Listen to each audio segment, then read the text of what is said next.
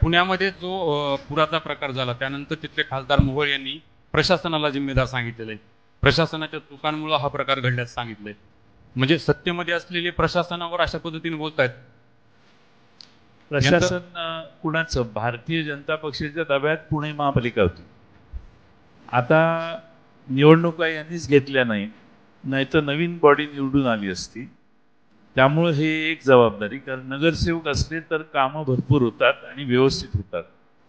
आणि प्रशासक किंवा कमिशनर हा यांचाच आहे, यांचंच मुंबईतलं जे सरकार सांगतं तेवढंच काम ते करतात.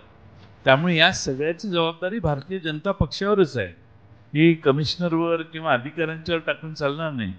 आणि आता ते नवीन खासदार झालेले आहे, मला वाटतं की त्यांच्याही लक्षात येत असेल की पाणी सोडलं किती वेगाने पाणी येणार. त्या सगळा एवढा प्रशासकीय गोंधळ आणि इरिगेशन डिपार्टमेंटने सोडलेलं पाणी आणि महापालिकेला कळवलेलं पाणी आलं किती, म्हणजे पुण्यातली ही पुराची परिस्थिती निव्वळ मिसमॅनेजमेंट आहे. आणि त्या डिपार्टमेंटमध्ये, दोन डिपार्टमेंटमध्ये समन्वय नाही, त्याचा परिणाम पुणेकरांना भोगायला लागलाय. आणि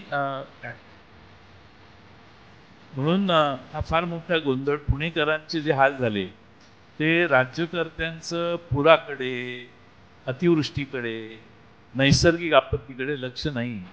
राज्यकर्त्यांना पडलेली आहे पुन्हा निवडून येण्याची घाई. त्यामुळं या सगळ्या प्रशासकीय गोंधळ जे आहे त्याची जबाबदारी भारतीय जनता पक्षाला घ्यावी लागेल. पुणे जिल्ह्यात ज्यांच्या हातात पुणे जिल्हा आहे त्यांना ही जबाबदारी घ्यावी.